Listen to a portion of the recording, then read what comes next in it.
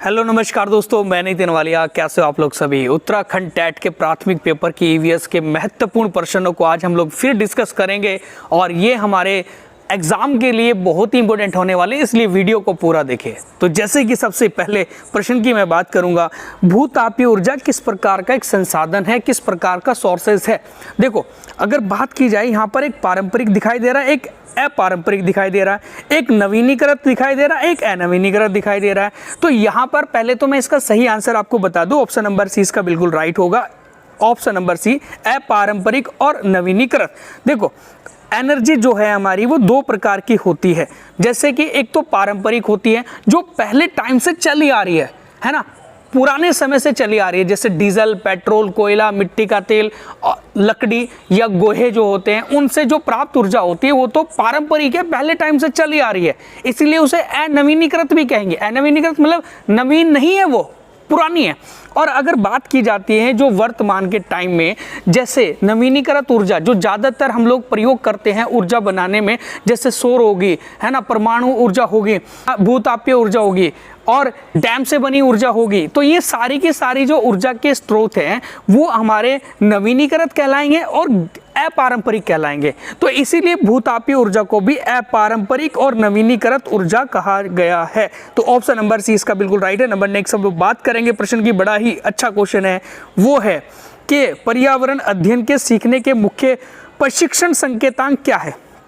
तो कौन कौन से मुख्य प्रशिक्षण संकेतांक है, तो ऑप्शन नंबर फर्स्ट है पर्यवेक्षण तथा रिपोर्टिंग, उसके बाद है अभिव्यक्ति, व्याख्या और वर्गीकरण, पूछताछ, विश्लेषण और प्रयोग। तो इसीलिए ये सारे के सारे ऑप्शन बिल्कुल सही होंगे पर्यावरण अध्ययन को सीखने के लिए। एंड नेक्स्ट हम लोग बात करेंगे प्रश्न की, बड़ा ही अच्छा क्वेश्चन है कि बच्चों को विभिन्न प्रकार के ईंधनों से परिचित कराने के लिए शिक्षक क्या करेगा। तो बच्चों को विभिन्न प्रकार के ईंधनों से परिचित कराने के लिए एक शिक्षक क्या करेगा। ऑप्शन नंबर फर्स्ट है कि एक लघु फिल्म दिखाने के साथ खाना पकाने के लिए इस्तेमाल होने वाले संभावित ईंधनों के प्रयोगों पर बच्चों के साथ चर्चा कर सकता है। जी बिल्कुल सही आंसर यही हो जाएगा। आगे पढ़ने की हमें ज़रूरत नहीं है कि जब भी कभी ऐसी बात आएगी कि एक ईंधनों से परिचित कराना हो तो बच्चा ना तो चार्ट पेपर से सीख पाएगा ढंग से, इसीलिए उसे क्या दिखाना पड़ेगा, एक फिल्म दिखानी पड़ेगी कि किस प्रकार से कोई व्यक्ति खाना बना रहा है किसी ईंधन का प्रयोग करके, तो उससे बच्चे के दिमाग में बहुत अच्छी तरीके से स्पष्ट रूप से बैठ जाएगा। तो इसीलिए सही आंसर होगा ऑप्शन नंबर एक इसका सही है। अगले प्रश्न की हम बात करेंगे तो वो है विटामिन ऐसे पदार्थ होते हैं, कैसे पदार्थ होते हैं विटामिन। ऑप्शन नंबर फर्स्ट देखेंगे तो हमारी उपापचय दर बढ़ाकर भार में कमी लाते हैं। ऑप्शन नंबर बी है स्वस्थ रहने के लिए दवाई के रूप में प्रयोग होते हैं। ऑप्शन नंबर सी है पेशियों का विकास करके हमें ताकतवर बनाते हैं। या ऑप्शन नंबर डी है कि हीनताजन्य रोगों से बचाव के लिए थोड़ी मात्रा में आवश्यक होते हैं। देखो, यहाँ पर जो हम बात करें आपसे कि विटामिन हमारे शरीर के लिए थोड़ी मात्रा में आवश्यक होते हैं, सूक्ष्म मात्रा में आवश्यक होते हैं, रोगों से बचाने के लिए हमारे लिए सूक्ष्म मात्रा में आवश्यक होते हैं, तो उन्हें हम लोग विटामिन कहते हैं। और विटामिन की खोज किसने करी थी? कैज़िमिर फंक ने करी 1911-12 में, है ना। तो सही आंसर होगा हमारा ऑप्शन नंबर डी बिल्कुल राइट हो जाएगा। और हाँ, एक बात और सुनो भाई, विटामिन जो है ना हमारे, विटामिन दो प्रकार के होते हैं, एक तो जल में घुलनशील, एक वसा में घुलनशील। जल में घुलनशील बी और सी होते हैं और वसा में घुलनशील ए डी ई के होते हैं। ये भी आपको पता होना चाहिए। नंबर नेक्स्ट हम लोग बात करेंगे प्रश्न की, तो वो है कि एक किसान दाने को भूसे से अलग करना चाहता है, जिस प्रक्रिया से वह किया जा सकता है क्या कहलाती है। तो भाई हम लोग देखेंगे जैसे गेहूं होते हैं, गेहूं से भूसे को अलग करना, तो वो प्रक्रिया क्या कहलाती है? क्या हस्तचयन कहलाती है, क्या प्रेसिंग? देखो, प्रेसिंग नहीं है, थ्रेशिंग है। ये जो है ऑप्शन थ्रेशिंग है। क्या निष्पादन है, क्या फसल की कटाई है? तो सही आंसर होगा ऑप्शन नंबर बी बिल्कुल राइट है। थ्रेशिंग वो प्रक्रिया कहलाती है जब हम लोग किसी दाने को भूसे से अलग करते हैं। अगले प्रश्न की बात करेंगे, वो है कि इनमें से कौन सा जल प्रदूषण का स्रोत नहीं है। वाटर पोल्यूशन का सोर्सेज नहीं हैं, इनके अंदर कौन सा ऐसा है? देखो, औद्योगिक अपशिष्ट जो निकलता कचरा केमिकल होता है, पानी में जाएगा तो नुकसान पहुंचाएगा। रेडियोधर्मी जो कचरा होता है, ठीक है, वो भी कहाँ से, जिस समय रेडियोधर्मी पदार्थ होते हैं उनसे निकलने वाला कचरा होगा तो वो भी जल में चला जाएगा। कृषि जो है हमारा, कृषि जनित कचरा होता है, दवाइयाँ डाली जाती है, उर्वरक डाला जा रहा है, बहुत सारी हानिकारक दवाइयों का प्रयोग किया जाता है तो वो भी भूमिगत जल में चला जाता है जब पानी देते हैं खेत के अंदर।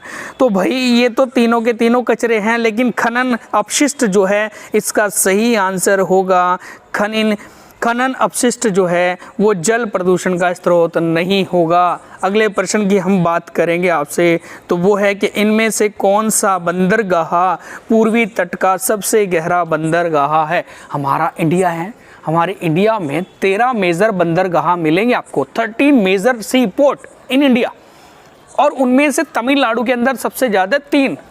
लेकिन उसी तमिलनाडु से ऊपर जाएंगे आंध्र प्रदेश, आंध्र प्रदेश से ऊपर जाएंगे उड़ीसा, और उड़ीसा का ही एक ऐसा बंदरगाह जो हमारे इंडिया का सबसे गहरा बंदरगाह कहलाता है, तो उसका नाम है विशाखापट्टनम बंदरगाह। अगले प्रश्न की बात करेंगे हम लोग, बड़ा ही अच्छा क्वेश्चन है कि भारत में बाढ़ संबंधित चेतावनी जारी करता है। बाढ़ से संबंधित जो जानकारी हमें देते हैं तो वो एक तो केंद्रीय जल आयोग भी है, ठीक है, बहुत बढ़िया बात है। फिर उसके बाद है ऑप्शन नंबर बी कि सिंचाई एवं बाढ़ नियंत्रण विभाग भी है, जो सिंचाई विभाग के लोग होते हैं, जहाँ पर उनके जो एक रजभाई वगैरह होते हैं वहाँ पर चेतावनी देते हैं, जहाँ डैम बने होते हैं छोटे। जल संसाधन विभाग भी देगा, तो उपरोक्त सभी इसका सही आंसर हो जाएगा। अगले प्रश्न की बात करेंगे कि इनमें से कौन सी गैस जो है वो एक ग्रीन हाउस गैस प्रभाव के लिए सबसे ज़्यादा उत्तरदायी है ना? तो कौन सी ऐसी गैस है जो हरित गृह प्रभाव के लिए सबसे ज़्यादा उत्तरदायी है? तो बेसिक सा प्रश्न है, सबको पता ही होगा आंसर, तो सही आंसर होगा ऑप्शन नंबर सी इसका राइट है। क्यों? क्योंकि कार्बन डाइऑक्साइड है, कार्बन डाइऑक्साइड ही सबसे ज़्यादा एक हमारी ग्रीन हाउस इफेक्ट गैस के अंदर आती है ना? इसके अलावा भाई क्लोरोफ्लोरोकार्बन भी है, नाइट्रस ऑक्साइड भी है, ठीक है, और हमारी जलवाष्प भी होती हैं। तो ये सारी ग्रीन हाउस गैसें ही तो हैं, वैश्विक तापमान बढ़ाने में सहायक है। अगले प्रश्न की बात हम लोग करेंगे आपसे, तो वो है पर्यावरण अपघटन के कारण उत्पन्न होने वाले परिणामी खतरों में शामिल कौन सा है? देखो, जब भी पर्यावरण अपघटन के कारण जो है एक परिणामी खतरा आता है तो सही मायने में जिस समय क्लाइमेट चेंज होता है, पर्यावरण खराब होता है तो क्लाइमेट चेंज होगा, क्लाइमेट चेंज होगा तो कहीं बारिश ज़्यादा आएगी और कहीं सूखा ज़्यादा पड़ जाएगा, तो इसीलिए बाढ़ और सूखा इसका सही आंसर होगा। ऑप्शन नंबर बी इसका राइट है। नंबर नेक्स्ट हम लोग बात करेंगे प्रश्न की, तो वो है कि निम्न में से कौन सा राज्य इंदिरा गांधी नहर परियोजना से लाभान्वित नहीं होता है? तो वो कौन सा ऐसा राज्य है? तो क्या केरल है, क्या उत्तर प्रदेश है, क्या राजस्थान है, क्या मध्य प्रदेश है? तो सही आंसर होगा ऑप्शन नंबर सी इसका राइट है, राजस्थान। इंदिरा गांधी नहर परियोजना आपने कभी सुनी होगी है?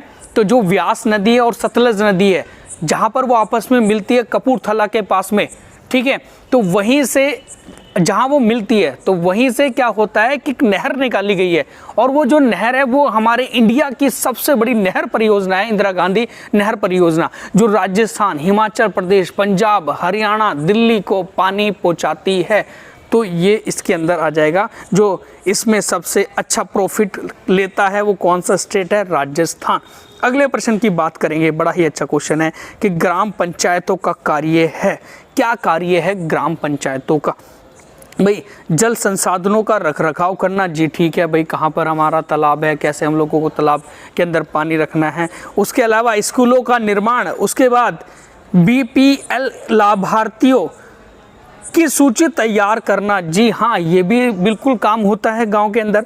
इनमें से सभी बिल्कुल राइट हो जाएंगे, ऑप्शन नंबर डी इसका राइट है। नंबर नेक्स्ट हम लोग बात करेंगे क्वेश्चन की, तो जल प्रदूषण अथवा जल जनित रोगों का एक उदाहरण निम्न में से कौन सा है? जब जल प्रदूषण होता है, जल जनित जब रोग हो जाता है, तो इनमें से किसका कौन सा उदाहरण है? क्या डिप्थीरिया है, क्या टीबी है, क्या अतिसार है, क्या खसरा है? तो सही आंसर ऑप्शन नंबर सी इसका बिल्कुल होगा। अतिसार, डायरिया जो हो जाता है वो एक प्रदूषित जल को पीने से हो जाता है। अगले प्रश्न की बात हम लोग करेंगे। पर्यावरण शिक्षा का उद्देश्य क्या है? पर्यावरण शिक्षा का उद्देश्य क्या है इनमें से? तो ऑप्शन नंबर फर्स्ट है कि पर्यावरण की सुरक्षा एवं संरक्षण करना, पर्यावरण के संसाधनों का अधिकतम उपयोग करना, ऑप्शन नंबर सी है पर्यावरण के संसाधनों का न्यूनतम उपयोग करना, या ऑप्शन नंबर डी है इनमें से कोई नहीं है। तो भाई इसका सही आंसर होगा ऑप्शन नंबर फर्स्ट बिल्कुल राइट है कि पर्यावरण की सुरक्षा कैसे की जा सकती है, पर्यावरण का संरक्षण कैसे किया जा सकता है, यही हमें बताता है एनवायरमेंटल स्टडी। अगले प्रश्न की बात करें हम लोग, बड़ा अच्छा क्वेश्चन है कि इनमें से कौन पर्यावरण शिक्षा का एक सिद्धांत नहीं है, एनवायरमेंटल एजुकेशन का एक प्रिंसिपल नहीं है? तो ऑप्शन नंबर फर्स्ट है कि पर्यावरण शिक्षा में सभी की सहभागिता, ऑप्शन नंबर बी है कि पर्यावरण शिक्षा जीवन पर्यंत शिक्षा प्रणाली नहीं है, ऑप्शन नंबर सी है पर्यावरण शिक्षा एक समेकित और सामुदायिक प्रयास होना चाहिए, ऑप्शन नंबर डी है पर्यावरण शिक्षा एक सामाजिक आर्थिक उद्देश्यों के साथ समुचित तालमेल और समान प्राथमिकता के आधार पर प्रचार प्रसार होना चाहिए। तो भाई इसमें कहा कि कौन सा सिद्धांत नहीं है, कौन सा प्रिंसिपल नहीं है, तो ये करके बात कही गई है। तो इसका सही ऑप्शन होगा, मतलब जो गलत है इसके अंदर, तो ये है ऑप्शन नंबर बी बिल्कुल गलत हो जाएगा। क्यों? क्योंकि भाई सुनो, पर्यावरण शिक्षा जीवन पर्यंत शिक्षा प्रणाली नहीं है, इसने नहीं कह दिया। क्यों नहीं है भाई? अगर हम लोग बचपन में हैं, जवानी में हैं, तो तभी पर्यावरण रहेगा का? बाद में नहीं रहेगा का? जीवन पर्यंत रहेगा तो इसीलिए सही ऑप्शन इसके क्वेश्चन के अकॉर्डिंग बी ऑप्शन राइट है। नंबर नेक्स्ट हम लोग बात करेंगे प्रश्न की, तो वो है कंटीली झाड़ियाँ को, कौन सी झाड़ी भाई?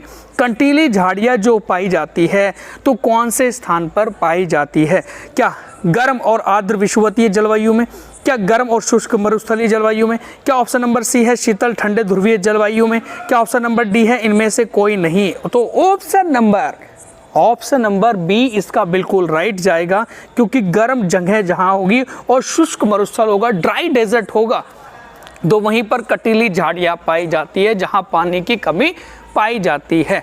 ओके, अगले प्रश्न की बात करेंगे, तो वो है स्वर्णिम रेशा। स्वर्णिम रेशा इनमें से किसे कहा जाता है ना? तो गोल्डन फाइबर के नाम से किसे जाना जाता है? तो क्या चाय को, जूट को, कपास को, पटसन को? तो इनमें से सही आंसर होगा ऑप्शन नंबर बी बिल्कुल राइट है। ऑप्शन नंबर बी बिल्कुल राइट है। जूट जो है जिससे टाट बनते हैं वही हमारा क्या कहलाता है? स्वर्णिम रेशा कहलाता है। ओके, और सिल्वर रेशा किसे कहते हैं? कपास को कहते हैं सिल्वर रेशा। अगले प्रश्न की बात करें तो इनमें से विश्व का सबसे ऊंचा पठार कौन सा है? देखो, बात की जा रही है ऊंचे पठार की और सबसे बड़े पठार की, तो सही आंसर आप सभी को पता होगा, ऑप्शन नंबर डी इसका बिल्कुल राइट है। क्यों? देखो, आपने तो सुना होगा कि विश्व का पठार तो सबसे ऊंचा जो है वो पामीर का पठार है, तो पामीर का तो ऑप्शन में दिया ही नहीं। जब पामीर ऑप्शन में दिया ही नहीं तो यहाँ तो तिब्बत बचा, तो तिब्बत भी तो सबसे ऊंचाई पर स्थित है पामीर के बाद, और तिब्बत वर्ल्ड का सबसे बड़ा भी है, विश्व का सबसे बड़ा एक क्या है? पठार है। तो इसीलिए यहाँ पर सही आंसर हो जाएगा ऑप्शन नंबर डी इसका राइट है।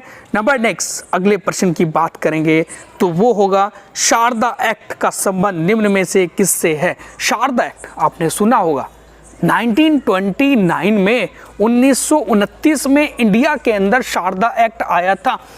आपने कभी सुना होगा कि महिलाओं के शादी के लिए निम्नतम आयु 14 वर्ष की गई और लड़कों की, पुरुषों की निम्नतम आयु 18 वर्ष की गई थी। एक ऐसा कानून इंडिया में आया था 1929 में, उसे ही शारदा एक्ट कहा जाता है। तो ये बाल विवाह से संबंधित था। किससे संबंधित था? बाल विवाह से संबंधित था। अगले प्रश्न की बात करेंगे तो वो है कि पर्यावरण के अंतर्गत आते हैं, एनवायरनमेंट के अंदर क्या क्या चीज़ें आती है? तो क्या पेड़ पौधे जीव जंतु ही आते हैं? क्या रिश्ते नाते और संस्कृति भी आती है? क्या मकान सड़कें पूजा स्थल भी आते हैं? क्या उपरोक्त सभी? जी हाँ, बिल्कुल राइट होगा, ऑप्शन नंबर डी इसका राइट है, उपरोक्त सभी। उपरोक्त सभी आप कहोगे जी यार मकान सड़कें पूजा स्थल कहाँ से आ गई पर्यावरण के अंदर? भाई देखो, अगर जितनी ज़्यादा सड़कें बनेगी उतना ज़्यादा प्रदूषण मतलब पर्यावरण खराब होगा। तो पर्यावरण जो हो जाते हैं उसके घटक जैविक और अजैविक दोनों होते हैं, ये तो आपको पता ही होगा। तो जैविक और अजैविक घटक जब पर्यावरण के हैं तो अजैविक घटक के अंदर ही नहीं आ गए क्या? मकान सड़कें पूजा स्थल रिश्ते नाते संस्कृति और पेड़ पौधे जीव जंतु जैविक घटक के अंदर आ गए, बायोटिक में आ गए, तो उपरोक्त सभी हो जाएगा। अगले प्रश्न की बात करेंगे तो वो है कि बच्चों में प्रतिदिन डायरी लिखने, मौसम दर्ज करने एवं उससे संबंधित प्रश्न पूछने पर बच्चों में किस कौशल का विकास होता है? तो कौन से कौशल, कौन सी स्किल डेवलप होती है बच्चे के अंदर जब प्रतिदिन प्रश्न पूछते हैं, मौसम दर्ज करवाते हैं, डायरी लिखते हैं? तो सही आंसर होगा ऑप्शन नंबर सी, बिल्कुल राइट है, संप्रेषण कौशल जिसे कहते हैं, तो वो उसका विकास बच्चे के अंदर होगा। अगले प्रश्न की बात करेंगे, बड़ा ही अच्छा प्रश्न है कि अर्थशास्त्र की मूलभूत अवधारणाओं की समझ विकसित की जा सकती है। तो किसके द्वारा अर्थशास्त्र की मूलभूत अवधारणा को समझा जा सकता है? तो ऑप्शन नंबर फर्स्ट है बाजार के रोल प्ले का आयोजन करवाकर। जी हाँ, ऐसे भी होता है भाई। उसके बाद है बैंक पोस्ट ऑफिस का भ्रमण करवाकर। जी हाँ, ये भी सही है। ऑप्शन नंबर सी है मूल्य जैसी अमूर्त अवधारणा या मूल्य जैसी अमूर्त जो धारणा को उदाहरण के द्वारा व्यक्त करवा के। तो इसीलिए उपरोक्त सभी इसका आंसर होगा, option number D is the right है। अगले प्रश्न की बात करेंगे हम, बड़ा ही अच्छा क्वेश्चन है कि प्रोटीन का सर्वोत्कृष्ट स्रोत क्या है? स्रोत मतलब सोर्सेज क्या है? तो इसका सही आंसर क्या होगा भाई? प्रोटीन सबसे ज़्यादा जो मिलता है, प्राप्त होता है क्या? दूध से, मांस से, सोयाबीन से, अंडे से?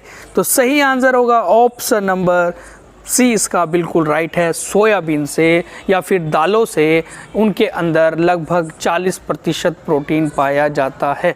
अगले प्रश्न की बात करेंगे हम लोग, बड़ा अच्छा क्वेश्चन है कि मौसम के दृष्टिकोण से उष्णकटिबंधीय प्रदेश का प्रमुख लक्षण है।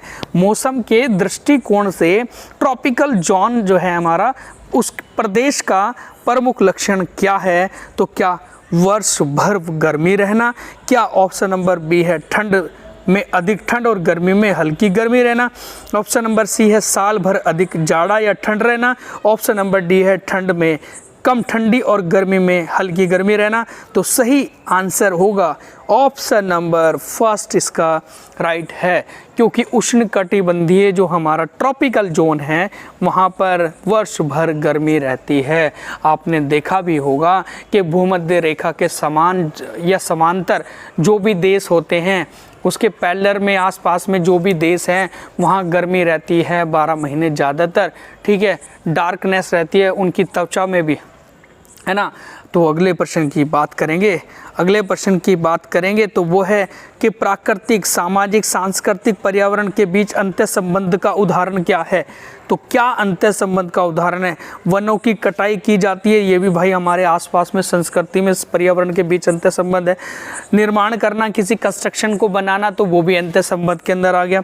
शिकार किया जाता है वन्य जीवों को, तो तब भी हमारे पर्यावरण के अंदर आ गया। तो उपरोक्त सभी इसका सही आंसर होगा, उपरोक्त सभी इसका सही आंसर होगा। अगले प्रश्न की बात करेंगे तो बड़ा ही अच्छा क्वेश्चन है कि निम्नलिखित में से कौन सा युग्म ठीक नहीं है, कौन सा युग्म सही नहीं है? तो निगेटिव पॉइंट हमें छांटना है। तो जूट जो है वो रेशमी वस्त्र बनते हैं, गन्ने से चीनी बनती है, अभ्रक से विद्युत उपकरण बनता है, कपास से सूती वस्त्र बनते हैं। जी ये तो तीनों के तीनों ऑप्शन बिल्कुल राइट है नीचे के नीचे। अब लेकिन गलत हो जाएगा ऑप्शन नंबर फर्स्ट वाला। जूट जो है वो रेशमी वस्त्र थोड़ा बन जाएंगे जूट से तो बोरी टाट वगैरह बनते हैं, यही तो होता है, रस्सी बन जाती है, तो भाई जूट का प्रयोग यहाँ पर किया जाता है। अगले बात हम लोग करेंगे क्वेश्चन की, तो वो होगा हमारा कि किस विटामिन की कमी से घाव से रक्त का बहना नहीं रुकता है।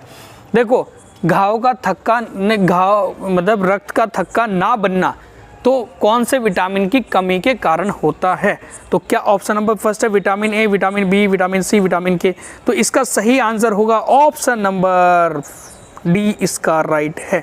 ऑप्शन नंबर डी इसका बिल्कुल सही है कि विटामिन के जो है हमारा, विटामिन के की कमी के कारण रक्त का थक्का नहीं बनता है, घाव से रक्त जो है वो बहता रहता है, ठीक है। और विटामिन के का रासायनिक नाम क्या है, तो फिलोक्विनोन है। क्या है, फिलोक्विनोन है। अगले प्रश्न की बात करेंगे हम लोग, बड़ा अच्छा क्वेश्चन है कि पर्यावरण अध्ययन में क्षेत्र भ्रमण का मुख्य उद्देश्य होता है।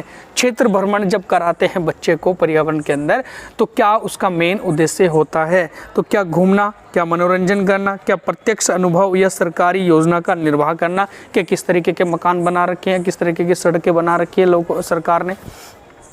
तो इसका सही आंसर होगा ऑप्शन नंबर सी, इसका बिल्कुल राइट है। सी इसका बिल्कुल राइट होगा, जो बिल्कुल बहुत अच्छी समझदारी वाली बात है। तो अगर जिस बच्चे के अंदर समझदारी है तो उसने सही आंसर यही चूज करा होगा। प्रत्यक्ष अनुभव जिसे कहते हैं, देखो प्रत्यक्ष अनुभव होता है जब हम लोग कहीं जाते हैं, पार्क में जा रहे हैं, कहीं घूमने जा रहे हैं, तो हमें प्रत्यक्ष अनुभव होता है, डायरेक्ट एक्सपीरियंस होता है अपने पर्यावरण को सीखने का। नंबर नेक्स्ट हम लोग बात करेंगे क्वेश्चन की, तो वो है निम्न में से कौन सा एक अभिप्रेरित शिक्षण का संकेत है। अभिप्रेरित शिक्षण का संकेत है, ध्यान रखिएगा, बहुत बढ़िया क्वेश्चन है। कक्षा में अधिकतम उपस्थिति का होना, ऑप्शन नंबर बी है बच्चों के द्वारा प्रश्न पूछना, ऑप्शन नंबर सी है कक्षा में एकदम खामोशी, ऑप्शन नंबर डी है गृह कार्य पूर्ण करना। सही आंसर होगा ऑप्शन नंबर बी, इसका बिल्कुल राइट है कि बच्चों के द्वारा प्रश्न पूछना एक अभिप्रेरित शिक्षण का संकेत कहा जाता है। अगले प्रश्न की बात करेंगे, बड़ा अच्छा क्वेश्चन है। ओके, बहुत बढ़िया बहुत बढ़िया। बीज अंकुरण की अवधारणा को पढ़ाने का सबसे प्रभावी तरीका क्या है। जब बीज का अंकुरण होता है, बीज में से जब एक फूट पड़ती है, एक पौधे बाहर निकलने की कोशिश करता है, तो उसे कहते हैं बीज का अंकुरण होना, सीड जर्मिनेशन होना। तो ऑप्शन नंबर कौन सा इसका सही होगा, कि ऑप्शन नंबर फर्स्ट है अंकुरित बीजों को का फोटो दिखाना, ऑप्शन नंबर डी है बोर्ड पर चित्र बनाते हुए अंकुरण के चरणों को प्रदर्शित करना, ऑप्शन नंबर सी है कक्षा में अंकुरित बीजों को दिखाना और अंकुरण की प्रक्रिया को स्पष्ट करना, ऑप्शन नंबर डी है कि बीज बोने, अंकुरण के विभिन्न चरणों का अवलोकन करने और उनका चित्र बनाने की गतिविधियों को बच्चों को निष्पादित करने के लिए कहना। जी बिल्कुल, प्रत्यक्ष अनुभव के माध्यम से बच्चा सीखेगा इस प्रक्रिया से। ऑप्शन नंबर डी इसका बिल्कुल सही चला जाएगा।